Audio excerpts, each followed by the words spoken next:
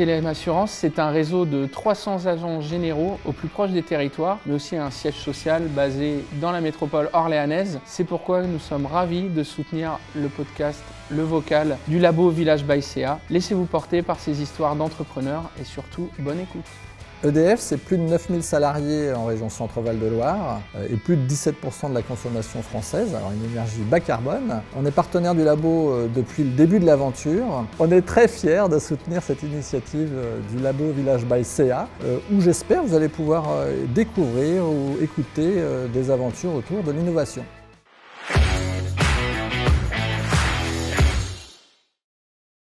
Bienvenue dans le podcast du Labo Village by CA, le lieu où on parle innovation, rencontres et belles histoires d'entrepreneurs. Aujourd'hui, je suis avec Anthony, qui est Startup Manager au Labo Village by CA, et moi-même chargée d'événementiel au labo. Aujourd'hui, on a l'honneur d'accueillir Daniel de Trizition. Bienvenue à toi. Merci de m'avoir invité, Léa. Bonjour Anthony. Avec Bonjour, plaisir. Aujourd'hui, épisode un peu particulier parce qu'on met à l'honneur non pas le Labo Village by CA, mais l'Agreen Labo Village by CA, qui est le deuxième accélérateur juste à côté, qui se situe à la source, où on incube des projets de start-up Green Tech. Bienvenue à toi. Merci Léa. Bonjour Daniel. Donc c'est un plaisir d'avoir avec nous en fait un habitué des plateaux télé, mais bon, on va y revenir et sans spoiler bien sûr. Très rapidement, présente-toi en quelques mots. Qui est Daniel de Trizition ? Alors, je suis entrepreneur depuis une dizaine d'années. Je suis le fondateur de Trizition. Donc, j'ai fait mes armes dans l'entrepreneuriat dans plusieurs domaines, dans le tourisme, dans le consulting pharmaceutique, dans l'immobilier. Et puis, ça m'a permis d'affiner mes outils. Et donc, depuis 2 ans, je suis pleinement dévoué à Trizition. Et donc du coup, en une phrase, parce qu'après on y reviendra un petit peu plus en détail, mais en une phrase, c'est quoi Trizition ? Donc, Trizition, c'est la méthode qui permet de rendre l'acte écologique rentable économiquement au travers l'arbre. Donc comme l'a dit Léa, tu es accéléré aujourd'hui à l'Agreen Labo Village by CA. Comment tu as découvert notre accélérateur ? Alors, je suis loiretain, donc je viens de Gien, c'est pas vraiment Orléans, mais j'avais pour vocation de revenir dans la région. Donc j'ai fait toute ma scolarité jusqu'à l'université ici, puis je suis allé à Bordeaux, à l'étranger, et j'avais envie de revenir aux sources. Donc je cherchais un endroit pour m'installer, et j'avais vu le Village by CA, un rayonnement national, et je voulais rentrer dans cet écosystème. Et puis j'étais en processus de levée de fonds et de partenariat avec la BPI, la Banque pour l'investissement, c'est ça ? Et du coup, c'était une condition sine qua non d'être incubé. Et donc, j'ai saisi cette opportunité pour faire les démarches pour entrer dans l'incubateur. C'est là que je t'ai rencontré, Anthony, et puis m'installer à Orléans, faire une pierre deux coups. Très bien, merci Daniel. À peu près à la même période où on t'a connu ici et que tu as été accéléré à l'Agreen Labo, tu as participé à une émission qui va être mon associé sur M6, je crois. Oui, je crois. Est-ce que tu peux nous raconter un peu ton expérience ? Est-ce que vraiment pour les gens qui nous écoutent, c'est la même chose que ce qu'on voit à la télé ou pas ? Alors non, pas du tout.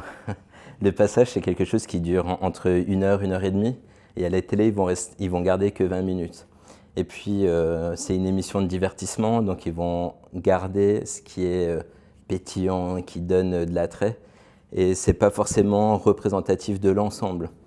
Puis après, ce qui est sympa au niveau des coulisses, c'est qu'en fait, quand on voit l'émission, on a l'impression qu'il y a un hall, puis un sas, on rentre et ensuite il y a le plateau. En vrai, ce n'est pas du tout fait comme ça, c'est des pièces qui sont déconnectées. Et donc, c'est avec la magie des montages qu'on voit tout ça. Il y a beaucoup de pression parce quand on voit la télé, on voit les 4-5 investisseurs qui sont sur leur siège et on nous voit avec un beau décor. Mais en fait, en backstage qu'on ne voit pas sur le plan, il y a une 50aine de personnes. Et du coup, quand on pose une question et qu'il y a une réponse, naturellement, on va un peu regarder hors champ et puis on voit la tête des gens et ça rajoute de la pression. Et puis, il y a une dizaine de caméras qui sont tournées sur nous. Et on n'a pas l'habitude de tout ça, donc c'est un peu comme si on était à côté de notre corps et qu'on était nous-mêmes témoins de ce qui se passait. Après, il y a les bons côtés, hein. C'est une expérience de voir un peu les coulisses d'une émission. Mais c'est vrai que c'est pas du tout comme on voit à la télé, mais ça reste une très bonne expérience. Bien sûr. Qu'est-ce qu'aujourd'hui ça a pu apporter pour Trizition, ton passage à la télé? Ça a apporté beaucoup de choses. C'est un accélérateur, donc un peu comme rentrer dans un incubateur. On gagne 2-3 ans en développement. Donc d'un coup, on a une projection nationale, voire internationale, puisque l'émission est diffusée dans la francophonie, donc en Suisse, en Belgique, dans d'autres pays. Et tout de suite, ça nous ramène une manne, enfin de la visibilité et des clients. Et comme on passe à un niveau national, ils s'imaginent qu'on est une entreprise avec un service après-vente, une structure. Et donc ça vient aussi apporter du challenge. Et quand on regarde un peu les statistiques de cette émission, en général, celles qui passent dans l'émission, soit elles cartonnent, soit elles disparaissent. Donc c'est un accélérateur dans les deux sens. Donc si le modèle n'est pas solide, il est précipité, et s'il est solide, il est propulsé, quoi. Comment justement, tu en as parlé un petit peu, comment tu as pu gérer la pression du pendant et du après? Nous, on sait, parce qu'on te connaît aussi, qu'il y a eu un après avec beaucoup de choses, beaucoup d'appels, beaucoup de personnes qui t'ont sollicité. Comment tu as réussi à gérer ça? C'est une très bonne question et on n'est pas préparé à ça. Donc c'est un peu comme quand on gagne au loto. On a toujours des psychologues qui viennent aider les nouveaux gagnants, parce qu'avoir plein d'argent d'un coup, il n'y a plus de limite et les gens partent en vrille. Mais ici, c'est à peu près pareil. On peut avoir l'impression qu'on est les rois du pétrole, qu'on a du business à foison et que ça va durer pour toujours. Et du coup, c'est faux, parce qu'en fait, il y a des vagues, il y a la hype, puis il y a des rebonds, et ensuite ça se stabilise. C'est très dur, du coup, ce que j'ai fait, c'est que j'ai encaissé, j'ai bossé 7 jours sur 7, je dormais 1h30, 2 heures par jour pendant un mois. Donc j'ai fait le tour de la France comme une toupie, quoi. J'ai tourné. Et puis à un moment, quand ça s'est stabilisé, j'ai pris du recul, je me suis reposé, j'ai staffé. Parce que du coup, l'idée, c'est de recruter, mais pas trop recruter, parce que les ressources humaines, ça coûte cher. Et donc, voilà, j'ai encaissé, puis ensuite, je me suis entouré. On en a parlé de la partie vraiment pression de participer à une émission comme celle-ci. Est-ce que tu n'avais pas peur au niveau de l'image de ta société? Comment tu as dealé avec vraiment cette façon de passer à la télé et pouvoir se dire potentiellement c'est aussi un risque d'image pour ta société? Oui, donc c'est un très bon point, ça va attirer beaucoup de visibilité, donc beaucoup d'amour. J'ai eu énormément de sollicitations et il y a forcément des haters. Et puis, c'est prendre la situation avec bienveillance, donc éduquer, prendre du recul, expliquer le modèle et puis passer des certifications, des enregistrements pour qu'il y ait des tiers de confiance qui nous attestent. Et je crois que c'est la plus grande leçon à avoir. Rester humble avec de l'humilité et éduquer. On voit aujourd'hui que les réseaux sociaux prennent aussi une grande place dans la vie de Trizition et même de tes réseaux à toi. Justement, comment tu arrives à te servir de ça pour justement communiquer sur ta start-up aujourd'hui? Pour les réseaux sociaux, je ne m'en sers pas pour promouvoir le produit, mais pour expliquer la vision. Parce que la vision de Trizition, elle est un peu particulière, parce qu'on est un modèle capitaliste. Une start-up, le but c'est de gagner de l'argent, mais ça n'empêche qu'on a un côté solidaire. Donc on connecte les investisseurs des villes avec la ruralité et la production alimentaire. Et ça demande beaucoup d'éducation, parce qu'on fait de l'agroforesterie, puis on utilise un arbre qu'on appelle le Paulownia, et donc on le transforme en produit financier atypique. Donc pour moi, les réseaux sociaux, c'est une opportunité d'avoir un terrain de parole, de communication pour prêcher la bonne parole, on va dire, et expliquer. Donc je ne m'en sers pas du tout pour placer les produits, mais vraiment pour expliquer le modèle. Très bien, Daniel. Justement, tu parlais de produits, tu parles aussi d'enregistrement, de certification. Donc on va se concentrer un petit peu plus maintenant sur Trizition. Cette fois, prends le temps aussi un peu tout à l'heure, je t'avais demandé en une seule phrase. Là maintenant, prends un petit peu plus le temps de nous expliquer en détail c'est quoi la proposition de valeur de Trizition et concrètement l'offre de Trizition. Donc Trizition, on fait de l'agroforesterie. Donc l'agroforesterie, c'est introduire l'arbre en terre agricole. Pourquoi on a besoin de faire ça? Parce qu'on a un changement climatique qui est en cours et l'arbre, c'est par excellence le tampon idéal. il va réguler les aléas climatiques. Donc quand il y a trop d'eau, il fait rentrer l'eau en profondeur. Quand il n'y en a pas assez, avec l'évapotranspiration, il la remonte. Puis les feuilles, quand elles tombent, elles se décomposent, ça refertilise les sols. Et finalement, c'est un peu ce que nos ancêtres faisaient quand on faisait de l'agriculture. Il y avait des bocages qui étaient séparés par des arbres et ça permettait de protéger. Donc le but premier de Transition, c'est de faire de l'agroforesterie. Par contre, ça coûte de l'argent. Et le milieu agricole, c'est un milieu qui est en manque de liquidité. Et donc, qu'est-ce qu'on a fait? On a transformé l'arbre en produit financier atypique.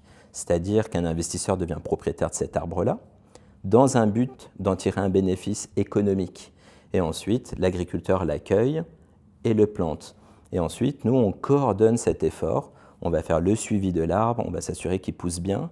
Et ensuite, on le récolte, on le valorise sur le marché, on le vend, on répartit les revenus avec l'agriculteur, avec l'investisseur et avec nous-mêmes, parce que notre but est lucratif. Donc, c'est d'avoir un modèle économique qui est bien fait. Et puis, on a commencé par le Paulownia. C'est un produit de niche. C'est un arbre qui est plus adapté au climat qu'on a en Europe aujourd'hui et qui fait de la qualité. C'est une pompe naturelle au CO2. Donc on a démarré avec le Paulownia pour aller plus vite. Et maintenant, l'idée, c'est d'élargir notre offre avec des arbres à fruits, d'autres arbres à bois. Justement, tu parlais d'investissement, d'investisseurs. Les investisseurs, c'est des particuliers, des entreprises, des collectivités. Tu touches tout le monde, tu touches principalement une cible en particulier ou... Bah, dis-nous. Oui, alors au niveau de nos clients, on a plusieurs cibles et on n'apporte pas la réponse de la même façon. Donc on va avoir des individus. Donc dans les individus, il y en a qui vont vouloir diversifier leur portefeuille d'investissement. Et donc, Comme Léa, moi. Voilà, c'est ça, beaucoup de jeunes. On a aussi les cadres supérieurs où ils veulent investir plus de façon récurrente. On va avoir des clients qui veulent assurer un patrimoine à leurs enfants. Donc ils vont prendre des abonnements, un investissement récurrent. Donc ça, c'est pour la partie particulier. Ensuite, on a la partie entreprise où on a des entreprises qui veulent faire de la compensation carbone.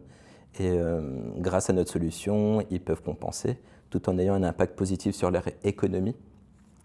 Et ce qui est fort dans notre modèle, c'est qu'on a aussi l'aspect social. Et donc, ça va permettre de créer du lien et donc de renforcer l'image de marque d'une entreprise. Et puis, il y a aussi les collectivités. Donc, les collectivités ont des parcelles parce qu'elles sont tenues de détenir une partie de leur foncier. Et donc, grâce à nous, on va pouvoir planter. Et ensuite, elles vont permettre à leurs citoyens, leur municipalité, de faire partie du modèle. Donc on travaille vraiment avec tout le monde. Et aussi, en dernier, on a ce qu'on va appeler plutôt du B2B2C. Donc on va travailler avec des entreprises qui vont adresser notre solution à leurs clients. Et dans cette classe-là, on va avoir les gestionnaires de patrimoine, les conseillers en investissement financier, les banques, les assurances. Et donc c'est vraiment un modèle qui rassemble, on n'exclut personne. Eh bien justement, moi j'ai une question. Je suis sûr que tu vas avoir la réponse, Daniel. Je me pose la question quand même, c'est investir pendant 7 ans, 10 ans, le temps que l'arbre y pousse, j'imagine quand même, investir pendant 10 ans dans une solution de placement par une start-up, tu es encore toute jeune quand même, en sachant que malheureusement, tu l'as dit aussi tout à l'heure, hein, les start-up, c'est soit par le haut, soit par le bas, et donc on sait qu'il y en a beaucoup qui ne passent pas forcément le cap des 3 ans. Est-ce que ce n'est pas un peu risqué aujourd'hui ? Alors, c'est risqué, c'est le principal risque d'investir dans l'économie directe. Donc, quand on voit les statistiques, on a plus de 60% des entreprises qui disparaissent dans les 3 ans. Donc, nous, c'est bien, on a passé les 4 ans et demi, on est tiré d'affaire. Ça ne veut pas dire qu'on ne disparaîtra pas. Donc, ça, nous, on a identifié les risques principaux et c'est le premier risque. Ça fait partie de la solution et c'est pour ça qu'avec l'autorité des marchés financiers, c'est classé comme un investissement à risque. Ça y est, on ne peut pas le nier. Par contre, ça va venir apporter d'autres éléments que les solutions conventionnelles n'apportent pas. Quand je parle des solutions conventionnelles, c'est un peu comme un livret A dans une banque ou une assurance vie pour une assurance. Il va y avoir ce côté tangible. Donc ici, on investit dans l'économie directe. Donc on a le suivi de l'arbre, on peut aller lui faire un câlin, on voit combien il a poussé, il y a des études de marché. Et pour les gens, même s'il y a ce risque-là, on arrive à voir l'évolution. Et après, nous, ce qu'on fait, c'est qu'on a mis de la mitigation du risque, on est obligé. Donc on a des assurances, on a des experts forestiers qui viennent contrôler les parcelles et donc le modèle serait capable de continuer même s'il nous arrivait un pépin. Donc tout à l'heure, tu as parlé de l'AMF. Je sais que ta dernière grande actualité, c'est l'enregistrement à l'AMF que tu as obtenu. Donc pour ceux qui nous écoutent, l'AMF, c'est l'autorité des marchés financiers qui est l'institution qui régule en France la place financière, ses acteurs et les produits d'épargne commercialisés. Voilà. Donc toi, tu as eu un enregistrement donc aujourd'hui qui t'ouvre en fait le marché français, enfin la possibilité de vendre tes produits financiers au marché français. J'imagine que c'est une grande reconnaissance aujourd'hui. Comment tu envisages du coup ton développement commercial pour cette année-là? L'enregistrement auprès de l'AMF, c'était une condition sine qua non pour pouvoir ouvrir le marché français. Parce que Transition, c'est un groupe au final, même si on est une start-up, on est basé en France, en Belgique et en Suisse. Donc on a obtenu notre enregistrement D2502 auprès de l'AMF en décembre 2025. Donc ça nous a ouvert des possibilités de commercialisation en France. Donc l'idée, c'est de faire le go-to-market en France. Donc c'est de montrer que les chiffres qu'on a obtenus en Belgique et en Suisse sont atteignables en France, en utilisant les solutions qu'on a déjà mises en place avec le Polonia. Et c'est signer des partenariats avec des gestionnaires de patrimoine et des banques. Parce que notre solution, aujourd'hui, elle peut être proposée par des acteurs français car on est enregistré. Et puis, Transition, c'est une start-up qui évolue très vite. Donc, on est en train de bosser sur nos nouveaux produits et donc notamment avec des entreprises extérieures sur les arbres à fruits. Donc, c'est des arbres qui sont déjà plantés et c'est rajouter la sphère financière à leur modèle. Et donc, on a déjà 5-6 candidats d'arbres. Et donc, l'idée, c'est de pouvoir les lancer déjà cette année. Et puis, c'est continuer notre effort de rentabilité. Parce que je gère une entreprise en bon père de famille. Et même si on est une start-up, ça fait déjà 2 ans qu'on est rentable. Et mon but, c'est de continuer à être rentable. Et puis, la dernière actualité, c'est qu'on va certainement lever des fonds. Et ces fonds vont nous aider à structurer notre marché secondaire, qui est une plateforme qui devrait arriver en 2026 ou 2027. Ouais. Donc je pense qu'on a très bien compris ton modèle. J'ai quand même une question qui me vient. Je vais remettre ma casquette de financier.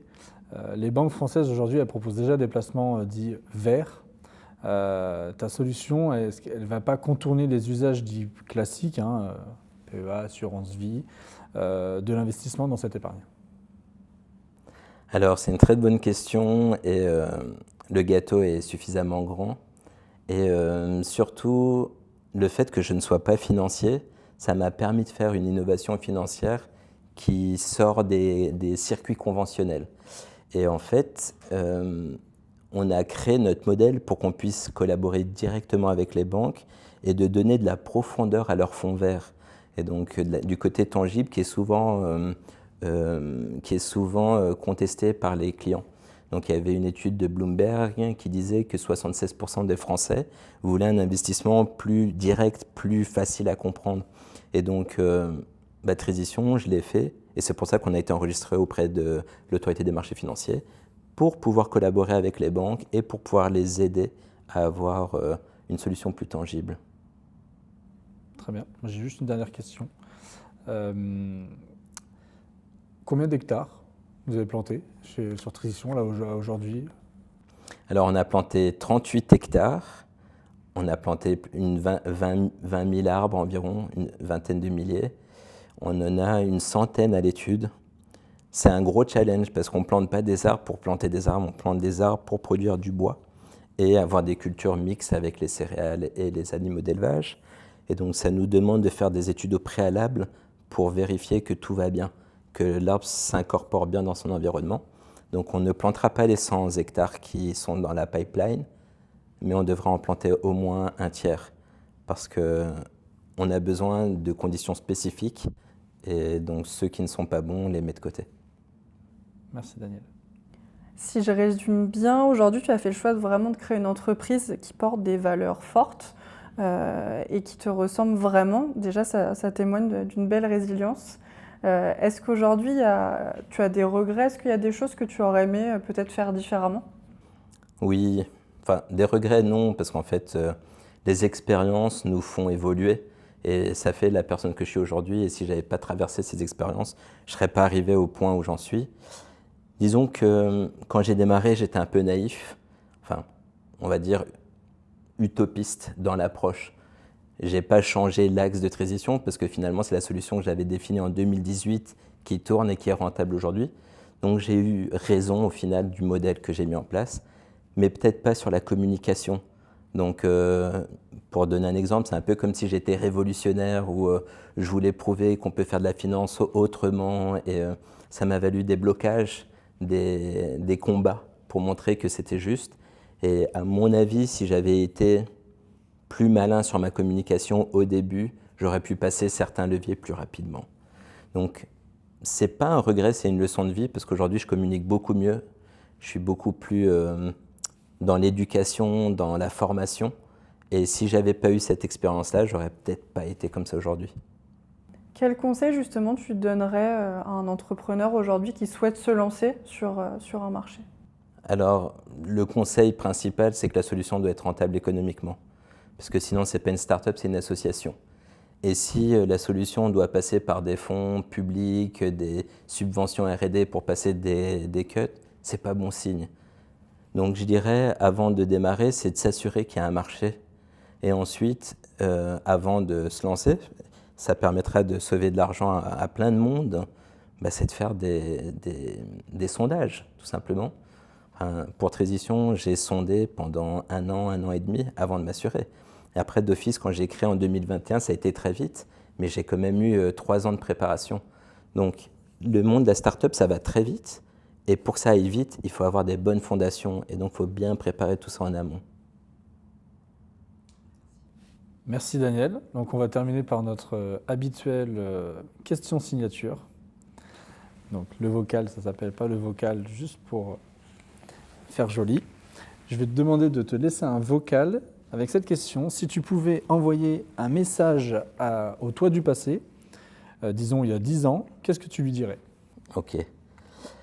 Bon, alors ce que je dirais, salut Daniel, fais attention avec l'Audi TT, là, la voiture blanche, vends-la avant tes 200 000 km parce que le moteur va péter.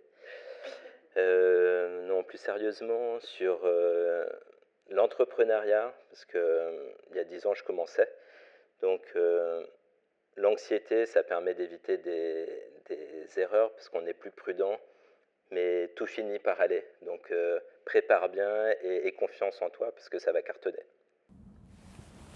Merci Dave.